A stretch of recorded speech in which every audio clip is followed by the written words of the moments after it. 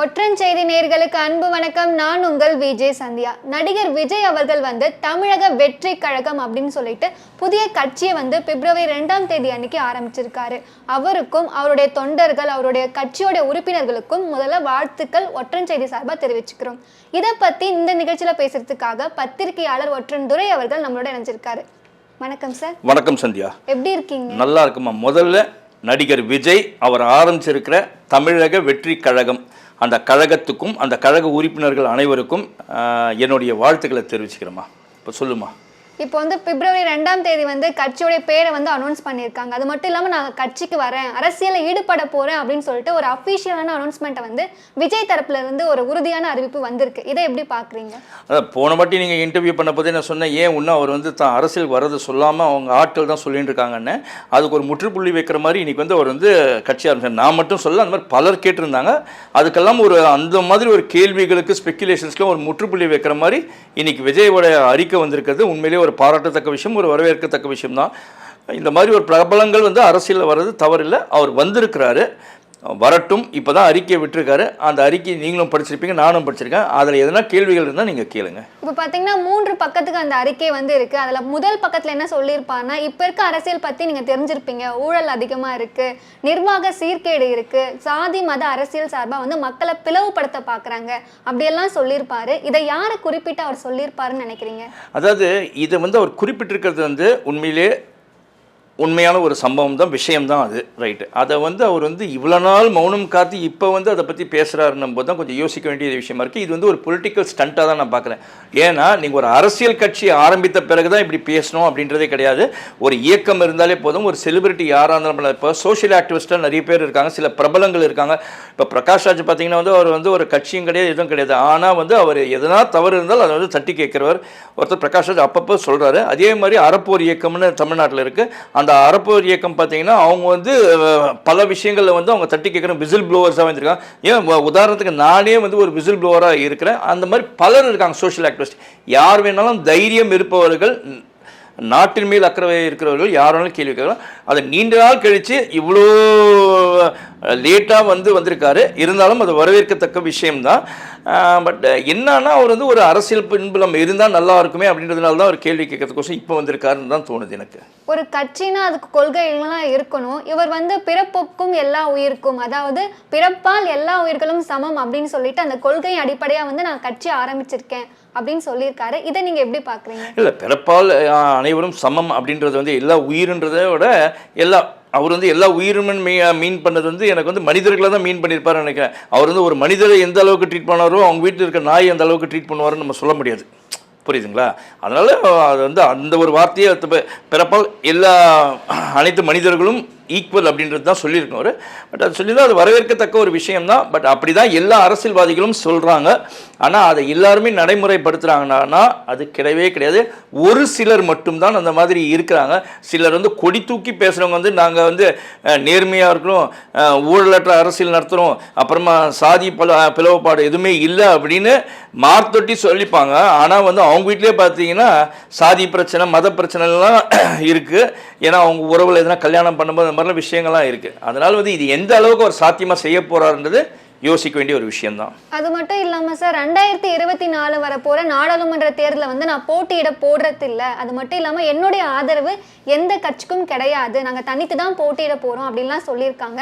கூட்டணி இல்லாமல் விஜய் அவர்கள் கட்சி ஆரம்பித்தாங்கன்னா அது நிலைச்சிருக்கும்னு நினைக்கிறீங்களா? ஓட்டு வரும்னு நினைக்கிறீங்களா? அதாவது 2024 இருக்கக்கூடிய அந்த நாடாளுமன்ற தேர்தலில் வர பங்கு பெறலைன்றது உண்மையிலே ஒரு நல்ல ஒரு டெசிஷன் சொல்கிறேன். ஏன்னா இப்போ கட்சியை ஆரம்பிச்சுட்டு ஒரு 6 மாதத்துக்குள்ளே நான் எலெக்ஷனில் கண்டெஸ்ட் பண்ணுறன்றது ரொம்ப கஷ்டமான ஒரு விஷயம். அது ஸ்ட்ரீம்லைன் பண்ணுறது, அதுக்கப்புறமா அந்த லோக்கல் பாடியில் ஒவ்வொரு இடத்துலையும் பூத் கமிட்டி மெம்பர்ஸ்லாம் போடுறதுலாம் ரொம்ப கஷ்டமான ஒரு விஷயம். அதனால தான் அவர் ஒதுங்கி இருக்கிறாரு. அதே சமயத்தில் அவர் எந்த கட்சிக்கும் ஆதரவு இல்லை அப்படின்னு சொல்லியிருக்கிறதும் வரவேற்கத்தக்க ஒரு விஷயம் தான். ஏன்னா இவரோட கொள்கை வேறையாக இருக்கலாம். இப்போ வேற யாருக்கும் இப்போ ஒரு ஆதரவு கொடுத்ததுனாலே இவர் அரசியலுக்கு வந்துட்ட மாதிரி ஆகிடும். அதாவது எலெக்ஷன் அரசியலுக்கு வந்துட்ட மாதிரி ஆகிடும். அதனால் அது வேண்டாமே அப்படின்னு தான் அவாய்ட் பண்ணார். பட் 2024 வரேன் அப்படின்றாரு. பட் 2024 வர்றது தவறே கிடையாது. எனக்கு தெரிஞ்சு 2026 வரன்றது இன்னும் 2 வருஷத்துக்குள்ள இவரோட கட்சியை பலப்படுத்தப்பட்டு பலப்படுத்திட்டு அதுக்கப்புறமா வந்து எலெக்ஷனில் வந்து கண்டெஸ்ட் பண்ணுறது ரொம்ப ஈஸியான விஷயம் கிடையாதுங்க. அதுக்கு ஒவ்வொன்றுத்துக்கும் இரவும் பகலுமாக கஷ்டப்படணும். இவர் கஷ்டப்படுறது இல்லாமல் இவர் நியமிக்கக்கூடிய உறுப்பினர்கள் அதாவது முக்கியமான பொறுப்பாளர்கள் இருக்காங்களே அவங்களுக்கும் வந்து தூக்கமே இல்லாத ஒரு வாழ்க்கையாக தான் இருக்கும். ரொம்ப கஷ்டமான ஒரு விஷயம். அப்படியே அந்த 2026 அவர் கண்டெஸ்ட் பண்ணி அதில் ஒரு கணிசமான ஓட்டை பெற்றாருன்னா உண்மையிலே ஒரு பாராட்ட வேண்டிய விஷயமா தான் இருக்கும். விஜய் வந்து அரசியலுக்கு வரது மற்ற எந்த கட்சிகளை பாதிக்கும்னு நீங்க நினைக்கிறீங்க? இப்போ இந்த பாராளுமன்ற எலெக்ஷனில் பாதிப்பு இருக்காது. ஏன்னா வந்து நாங்கள் யாருக்குமே சப்போர்ட் இல்லை அப்படின்னு சொல்லிட்டாங்க. சப்போர்ட் இல்லை அப்படின்றதுனால வந்து ஓட்டு போடாமல் இருக்க முடியாது. ஏன்னா வந்து ஒவ்வொரு தனி மனிதனுடைய உரிமையும் ஓட்டு போடுறதுக்கு ஓட்டு வந்து புறக்கணிக்கக்கூடாது. அதனால் எல்லாரும் ஓட்டு போடுவாங்க. ஆனால் அவங்க தனிப்பட்ட முறையில் கட்சி ரீதியாக இல்லாமல் யார் தோணும் அப்படி தான் போடுவாங்க. கண்டிப்பாக அவங்க போடாமல் இருந்தாங்கன்னா அது வந்து இந்திய இறையாண்மையை வந்து அவமதிக்கிற மாதிரி ஆகிடும். அந்த மாதிரி செய்ய மாட்டாங்க அப்படின்னு தான் எனக்கு தோணுது. பட் 2024 வந்து நீங்கள் 2026 நீங்கள் சொல்கிறது மாதிரி பார்த்தீங்கன்னா அலையன்ஸ் இல்லைனாலும் கஷ்டம்தான். இப்போ வந்து கடைசியாக நான் ஒரு படத்தில் வந்து கமிட் ஆகியிருக்கேன். அந்த படத்தை வந்து முடிச்சுட்டு முழு நேரமும் நான் வந்து அரசியலில் ஈடுபட போகிறேன் அப்படின்லாம் சொல்லியிருக்காரு. முழு நேர அரசியல் வந்து விஜய் அவர்களுக்கு கை கொடுக்குமா, இல்லைனா இது வரைக்குமே அவர் சம்பாதிச்சு வச்ச பேரை வந்து அவர் கெடுத்துப்பாருன்னு நினைக்கிறீங்களா? இல்லை, எப்பயுமே ஒரு அரசியல்ன்றது வர்றது வந்து அதெல்லாம் ஒரு பீரியடில் இருந்துச்சு. அரசியலில் வந்துட்டா பை ஆக்சிடென்ட் வந்துட்டாலும் ஊருக்கு செய்யணும். அந்த காலத்துலேருந்து பண்ணையாரங்களாட்டம் தான் பணம் சொந்த காசு இருந்ததுனால ஊருக்கு நல்லது செய்யணும் வந்தாங்க. ஆனால் இப்போ இருக்க அரசியல்வாதிகள்லாம் பார்த்தீங்கன்னு வச்சுக்கோங்க, நிறைய நீங்கள் கவுன்சிலர்லாம் பார்க்கலாம். எல்லாமே பார்த்தீங்கன்னா அதாவது டீ வாங்குறதுக்கு கூட காசு இல்லாமல் இருந்தவங்களாம் இன்றைக்கி வந்து ரோல்ஸ் ராய்ஸ் காரில் போகிற அளவுக்கு அரசியல்வாதிகளாக இருக்கிறாங்க. புரியுதுங்களா? ஏன்னா அரசியல்ன்றது இதில் வந்து அவர் குறிப்பிட்டிருக்க ஒரு வியாபாரமாக நான் பார்க்கல அப்படின்றாரு. ஏன்னா இவர் சம்பாதிச்சதுனால வியாபாரமாக பார்க்கல அப்படின்னு சொல்லலாம். ஆனால் இன்னைக்கு பெரும்பாலான அரசியல்வாதிகள் பார்த்தீங்கன்னா அரசியலை வந்து ஒரு வியாபாரமாக தான் வச்சுருக்காங்க. எதனா ஒரு கையெழுத்து போடணுன்னா கூட ஒரு வட்ட செயலாளர் இல்லைன்னா வந்து எதனா ஒரு மாவட்ட செயலாளர் இருந்தால் கூட எதனா ஒரு கையெழுத்து போடணும், ஒரு ரேஷன் கார்டுக்கு எதனா கூட இல்லை கவுன்சிலர் யாருன்னா கூட பணம் வாங்காமல் யாருமே செய்யறதில்லை அந்த நிலைமை. பட் இவர் வந்து ஸ்ட்ரெயிட் ஃபார்வர்டான அரசியல் பண்ணுவேன் அப்படின்னு சொல்கிறாரு. ஸ்ட்ரெயிட் ஃபார்வர்டான அரசியல் பண்ணுறதுக்கு முன்னால் ஒன்றி நான் சொல்கிறேன், அவர் வகிக்கக்கூடிய திரைத்துறையிலேயே நிறைய மால் ப்ராக்டிசஸ் இருக்குது. புரியுதுங்களா? அதையே இவர் இன்னும் தட்டி கேட்கல அப்படின்றது எனக்கு ஒரு வருத்தம் இருக்குது. அதே சமயத்தில் அவருடைய படங்கள்லேயே பார்த்தீங்கன்னா வச்சுங்க, அவர் கதாநாயகனாக நடித்த படங்கள்லேயே பார்த்தீங்கன்னா வந்து அதில் வந்து நிறைய இந்த பிரச்சனை வந்துச்சு, கதை திருடு பிரச்சனைலாம் வந்திருக்கு. அந்த கதை திருடு பிரச்சனையில் கூட இவர் மௌனம் தான் காத்தார்.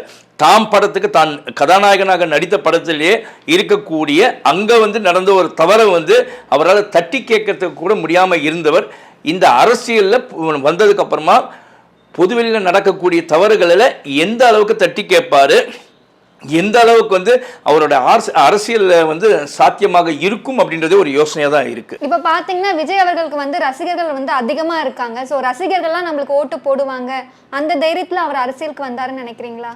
இல்லை, அரசியலுக்கு வர்றது வேற, சினிமாவில் இருக்க ரசிகர்கள் வேறு. யாராக இருந்தால் எம்ஜிஆரும் வந்து அவருக்கு வெறும் ரசிகர்கள் வரைக்கும் ஓட்டு போட்டிருந்தாங்கன்னா கண்டிப்பாக அவரால் ஜெயிச்சிருக்க முடியாது. ரசிகர்களையும் மீறி பொதுமக்கள் ஓட்டு போட்டதுக்கு அப்புறமா தான் வந்து அவர் வந்து அதாவது அவர் ஒரு முதல்வராக ஆனதுலேருந்து அவர் இறக்கும் முறை ஒரு முதல்வராகவே இருந்தார். அவருடைய கட்சி வந்து எப்பயுமே ஆட்சியில் இருந்துச்சு தமிழகத்தில்.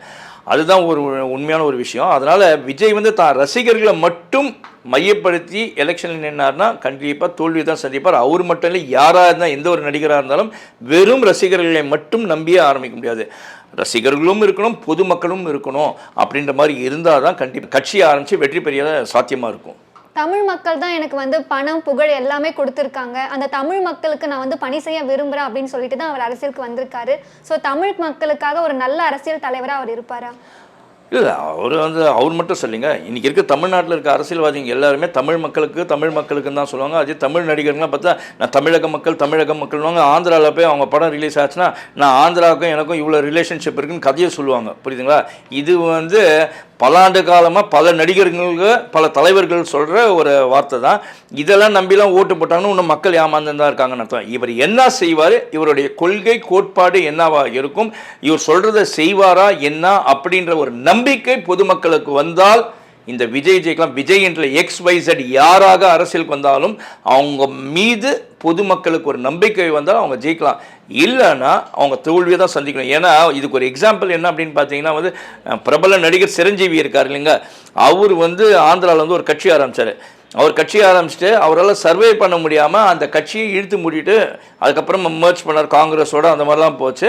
இப்போ பிஜேபிக்கு ஆதரவாக இருக்கிறவர் அவரோட தம்பி பவன் கல்யாண் அவர் ஒரு கட்சியை ஆரம்பிச்சுட்டு நான் நடிக்கவே போகிறதில்ல அப்படின்னு சொன்னார். கட்சியை ஆரம்பிச்சு கட்சி போனி ஆகலன்னதுக்கப்புறம் திருப்பி நடிக்க ஆரம்பிச்சிட்டாரு. புரியுங்களா? அந்த மாதிரி இருந்தால் ரொம்ப ரொம்ப ரொம்ப ரொம்ப கஷ்டமாயிடும். நிறைய இடங்கள்ல விஜய் அவர்கள் வந்து மௌனத்தை கலைச்சிட்டு பேசினா நல்லா இருக்கும்னு நினைக்கிறீங்களா? கண்டிப்பாங்க. எந்த விஜய்ன்றீங்க எந்த ஒரு அரசியல்வாதியுமா மௌனமாக இருந்தாங்கன்னா அவங்க வந்து ஜெயிக்கிறது கஷ்டம். அரசியல் ரீதியாக எப்பயுமே பேசணும், பொதுமக்களை ரீச் ஆகிற அளவுக்கு அவங்களோட பேச்சு இருக்கணும். அப்படி இருந்தால் எந்த ஒரு தலைவரும் கண்டிப்பாக வந்து அரசியலை ஜெயிக்கிறதுக்கான விஷயம் இருக்கும். இதில் வந்து விஜய் வந்து விதிவிலக்கு கிடையாது. விஜயும் தன்னுடைய மௌனத்தை கலைச்சிட்டு பொதுமக்கள்கிட்ட ஓப்பனாக பேச வரணும், ஓப்பனாக போய் ரோடில் வந்து நிற்கணும், பொதுமக்களை போய் சந்திக்கணும். எம்ஜிஆர் வந்து பலரை சந்தித்தார், அதை தான் ஃபாலோ பண்ணார் விஜயகாந்த். அப்படி ரோட்டில் போய் சந்தித்ததுனால தான் அவர் வெற்றி பெற முடிஞ்சிச்சு. இல்லைன்னா வெற்றி பெற முடியல. அதை இவர் பின்பற்றினார்னா தான் நல்லாயிருக்கும். இதுவே வந்து என்ன ஒரே ஒரு சின்ன விஷயம்னா எனக்கு இதில் சொல்லணுன்னா, ஒரு கட்சியை ஆரம்பிக்கிறவர் அவர் வந்து இன்னும் மௌனம் கலைக்கல அப்படின்னு தான் சொல்லுவேன் உங்கள் கேள்விக்கு. ஏன்னா அவர் கட்சியை ஆரம்பிக்கிறவர் ப்ரெஸ்ஸை மீட் பண்ணி தன்னுடைய கட்சியை ஆரம்பிக்கிறத வந்து வெளிப்படுத்தி பேசியிருக்கணும். அவருக்கு ஏன் பயம் இல்லை, பேச தெரியாதா என்னன்னு தெரியலப்பா, ப்ரெஸ் இதில் பேசுறதுக்கு பயமாக என்னன்னு தெரியல, ரொம்ப நாள் ஆச்சு ப்ரெஸ்ஸை மீட் பண்ணி அப்படின்னு ஒரு பயமாக என்னன்னு தெரியல. அதனால தான் ட்விட்டரில் விட்டுருக்காரு. அதுவே வந்து ஒரு தவறான ஒரு விஷயம் தான் சொல்கிறாரு. ட்விட்டர் அரசியல் பண்ணிங்கன்னா முடியாது. கமல்ஹாசன் ட்விட்டர் அரசியல் பண்ணி பார்த்துட்டு தான் வந்து அவர் சைலண்ட்டாக போயிட்டார். வெறும் ட்விட்டர் அரசியலோ இல்லை எந்த சோஷியல் மீடியா அரசியலும் வந்து எடுப்படாது. இவர் பத்திரிகையாளர்களை சந்திக்கணும், சந்தித்து பேசணும். அப்போ தான் பத்திரிகையாளர்கள் பலர் கேள்வி கேட்பாங்க. அந்த கேள்விக்கெல்லாம் இவர் எதிர்த்து நின்று பதில் கொடுத்தார்னா இவரால் சர்வே பண்ண முடியும். இல்லைன்னா சர்வே பண்ணுறது ரொம்ப கஷ்டம். அதனால் மௌனத்தை கிளச்சிட்டு அவர் வந்து வெளிப்படையாக பேச ஆரம்பிக்கணும். இது வரைக்கும் நான் கேட்ட கேள்விகளுக்கு ரொம்ப பொறுமையாக தெளிவாக பதில் சொன்னீங்க. ரொம்ப நன்றி. நன்றி சந்தியா.